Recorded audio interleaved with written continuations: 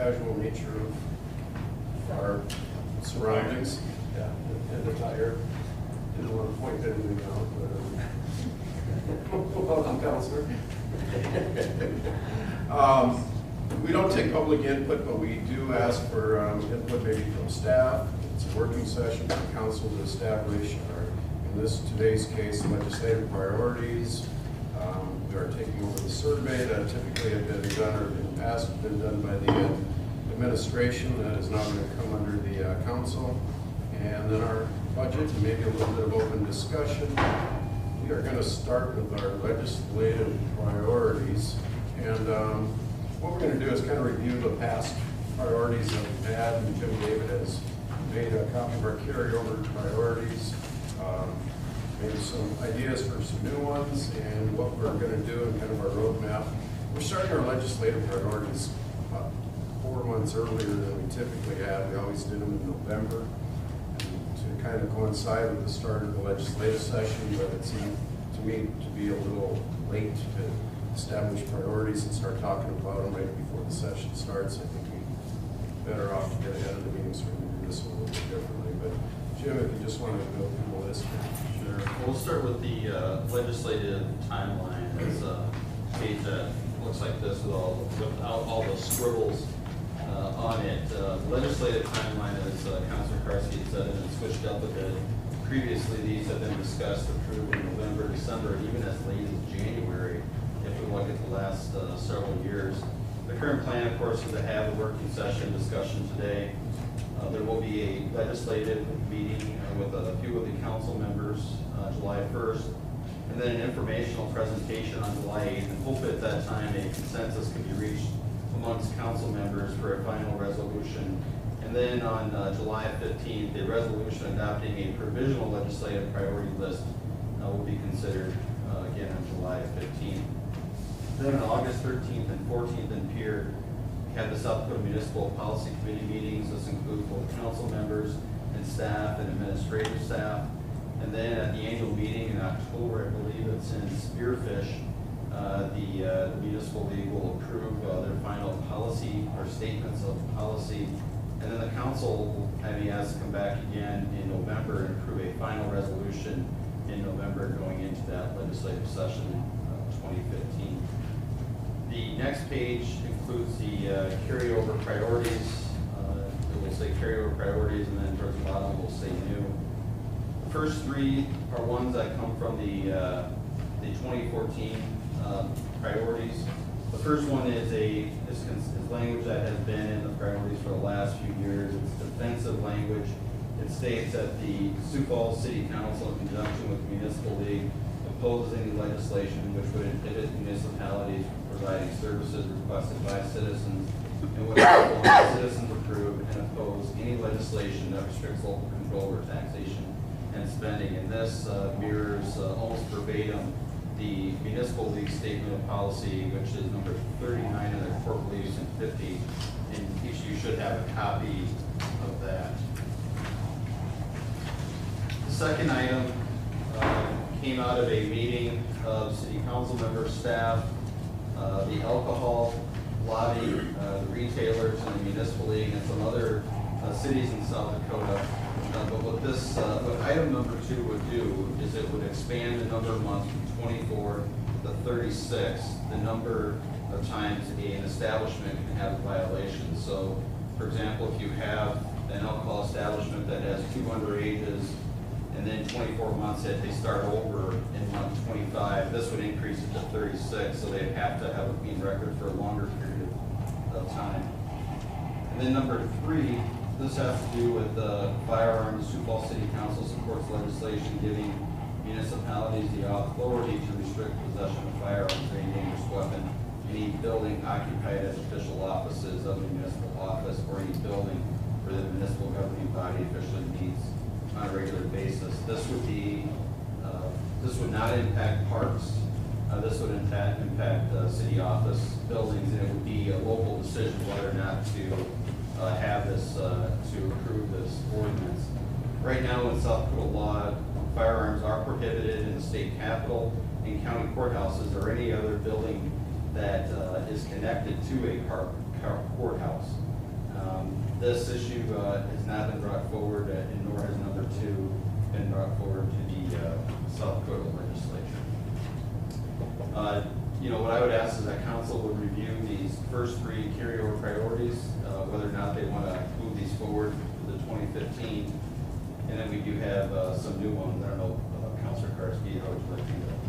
I think let's take them one at a time. Okay. Let's just look at the first one on our carryover and decide as a group, is this something that we'd like to change or in any way, shape, or form modify? Any discussion? If I may, Mr. Chair. Yep. Number 1 is one that we have continued to maintain as a legislative priority as sort of a foundational statement. It isn't necessarily pointed at specific legislation, but it is that idea that it gives municipal league and the legislative body the idea that this really is our foundational thought about legislation, and that it kind of covers one thing, when it comes to what the municipal league is doing in terms of. It's So more I a would- policy statement. It really than a is. legislative Right, question. it reflects the municipal league policy statements as well. I guess I would ask the group to just keep that in there, keep it on your. Okay.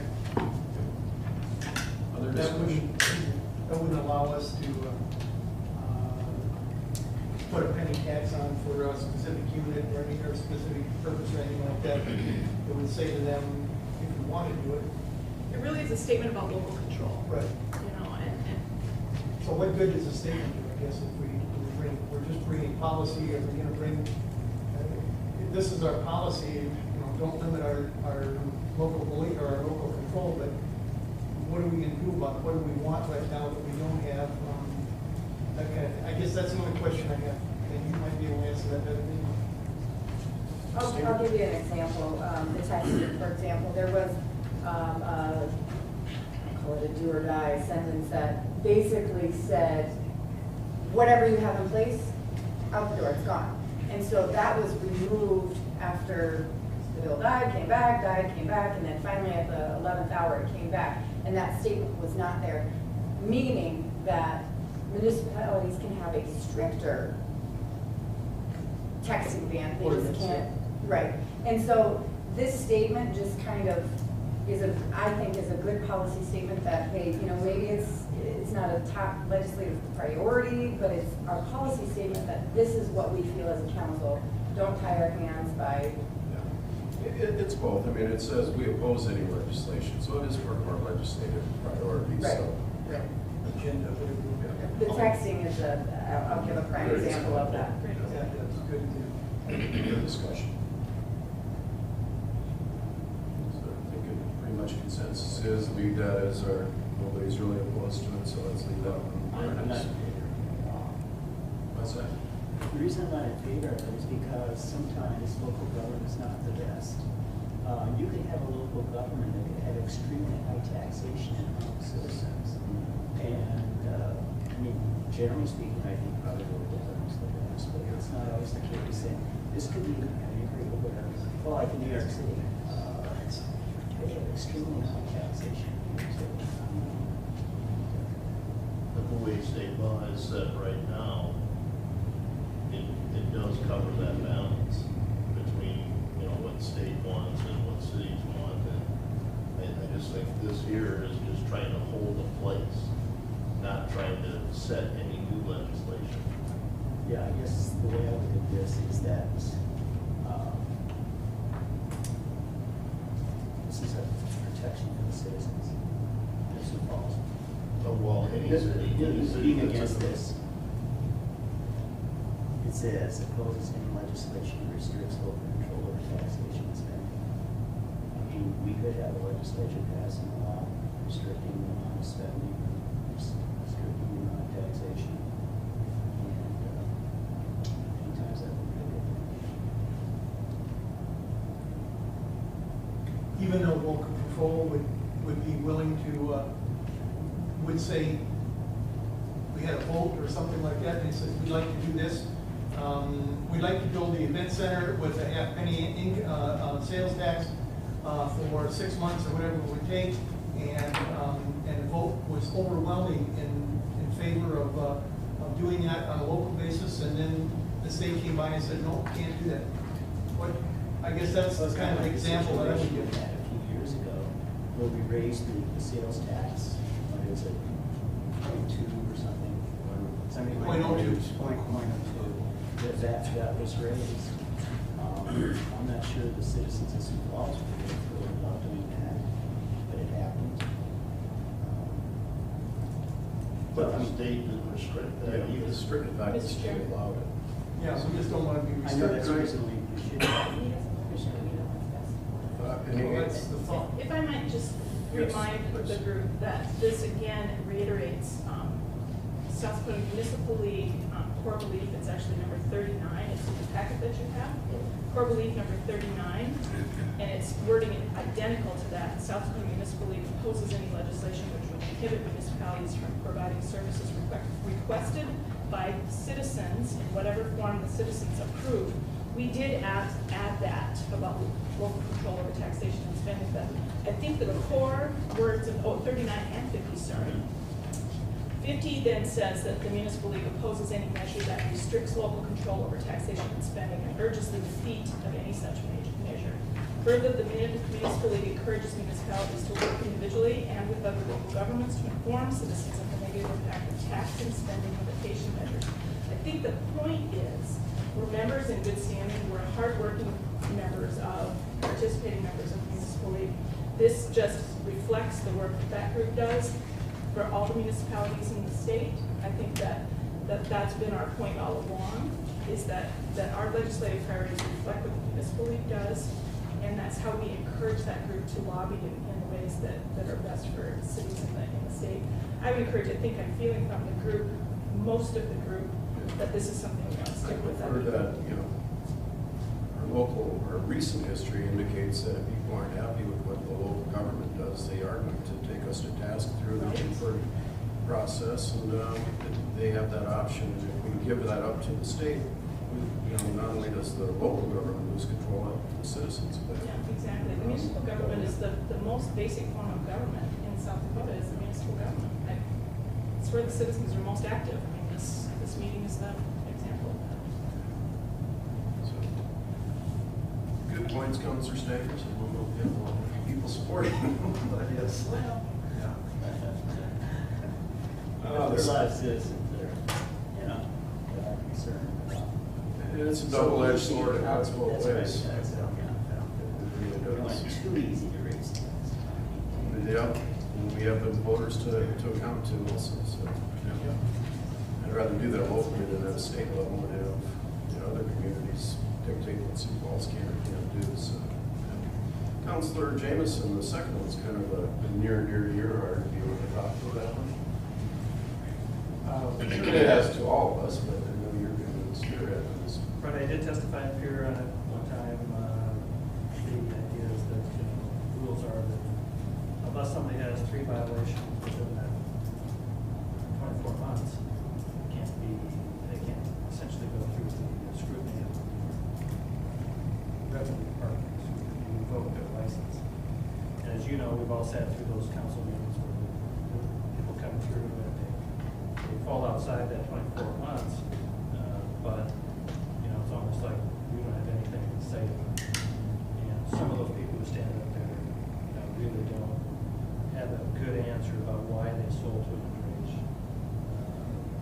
person. So we thought going to the 36 months would allow us a better window of time to tell people you got to be good for longer. You can't just skip by at 24 months. And so that part of it as well, we often sit here, and hear those things, we've got a thing to do about it. It's, the other part is enforcement. It's up to us to do it. It's up to our police department to do it. The state doesn't do it. And the state doesn't pay us to do it. We don't get reimbursed to check out whether those license holders are properly abiding by the law, like they do with tobacco. They have individuals. Anyway, that's maybe another story, but the idea is we're doing this all on our own. We don't have anything to say about it, so we want to put some teeth into it, essentially. Can you refresh what happened, refresh your memories decide and would have to go. Well, it's Obviously, it didn't pass. right. The first problem is that you're dealing with the alcohol issue, and those lobbyists have their hands are securely around the legislature in one way or another, and any change in that venue is going to be so even municipal told us we were not getting there. So I don't think it made it out of committee. Did the municipal league support this one? I think so. This is a good example of the council being in the fall when this has already been approved at the annual meeting, so it never made it into this, but I know that the advice we received from the municipal was not to, they wouldn't be able to move forward. They didn't think they had a chance to pass the legislature Last year. last year. I know we're going to be meeting with Yvonne, discussing this. Is this something, you think she's changed her opinion or any indication on anything? I don't think so, but it doesn't hurt keeping it in. She's bringing it up. Well, I think it helps though to be part of those policy conversations. That's where the texting ban started. We got it into the municipal league policy consideration, again, that packet that you have. And so that all the municipalities were thinking about it and understood kind of where we were headed with it. And that helped build that foundation in the legislature. This is the same way we need to get it into the municipal league thought process and start to push it forward. It not pass this year, but Well, the other part of this is that Sioux Falls and Redmond City are the only ones who actively tested license holders. So kind of a long problem. Remember, I think it kind of also coming back to me now after defeat there. We talked about what other ways could we do to somehow figure out how to celebrate the success of those who pass, instead of focusing on those who didn't. And then as well, those who were busted. Previous years, it was always previous administrations, they arrested the individual. That sent a strong message across the board, because here's what happens. One get and go gets busted. He calls all the other get and goes, and they say, hey, they're out there doing their sting operation, so be ready. That's how they telegraph it. All you have come and goes, get and goes, all of those, they're all networked together. It's probably even a site that you go to an app or something. But anyway, I think we got defeated here, and we were trying to figure out another way to be successful with it instead of focusing on negative, focus on positives of those who do pass, because by the majority, all of them. So celebrate that. I think, is that what we talked about? Well, that was the thing that, yeah, we talked about it, you specifically, when you made your rounds with them that one time and said, these people were jumping in the aisles kind of when they passed. They know it's gonna happen sometime, and the good ones are that way. There's gotta be a way somewhere that, again, this should be a little bit more of a local control basis. And I suggested you do, I think, at that time, that the only way I could think of doing it is putting a conditional use permit on each zoning situation we have that has alcohol involved. And that way, then, if something did happen and we thought it was outrageous and the kind of thing that we need to put a stop on right now, we could pull the CUP and do that very quickly. But not that we want to do that. We want to do it. We want to, like you said, celebrate the good. And I don't know. It's a tough situation. If I can ask our legal counsel, would that be? Oh yeah, right. Yeah. Could I call on my lawyer? Would we be circumventing state law by using a conditional use permit to pull a liquor license or to non? I'd want to confer with, our team on the alcohol issue before I can answer that. Okay. Council. I recollection. We don't have a lot of authority with liquor licenses because Yeah, it is that's all my state concern. law driven, yeah. Yeah. I'm saying that's the only way that I can think of that we would have an arm at this point if we wanted to have that. We don't want to have it, that's fine. We haven't had that big a problem. I think the most the worst case was that the day that the guy was the owner of the place, and he'd been working for 36 hours or something like that, and said, I couldn't do it. Well, you know, it makes you wonder whether that should be, whether something maybe should happen there. Guess my problem with it, and I have a problem with this, is I just think it's pointing in the wrong direction. Over my years on the council, I mean, every year we've had the show and display from the violators as far as the management. How many times have we actually, except for maybe that example there, Rex, how many times have we actually had a defender in front of us? None that I can. And since we started really doing this and taking a look at this, businesses have spent more money to be more secure. And, you know, they're doing their part. And it's still a conscious effort by the clerk, by the person behind the counter, to not use the equipment that is put in front of them, to ensure that they're selling to somebody of age. And yet we're still talking about pulling licenses from businesses instead of addressing the problems behind the counter. And that's where I think if we're gonna support any legislation at a state level, that's where they have to start. Because, I mean, we've already put the pressure on the businesses. And once again, they've stepped up. Look at all the electronic software that they're using on their cash registers and everything to try to avoid this. And they can't be there 24/7.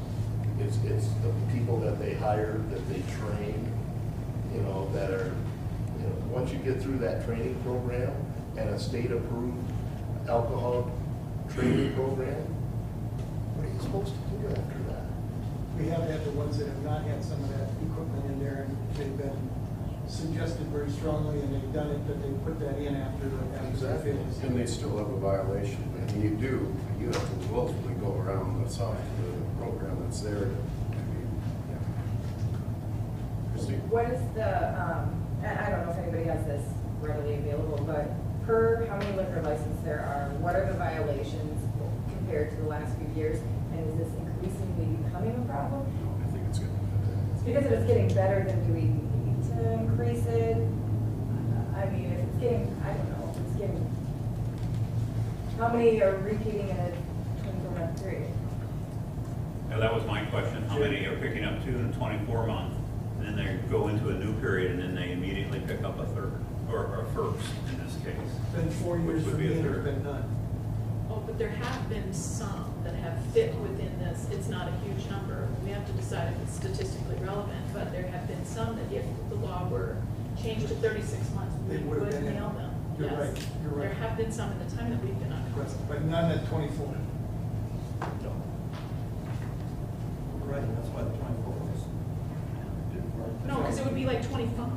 That was our thing, was they'd be 25 months was part of the problem, is that Yeah. they'd have their, That's right. That's exactly right.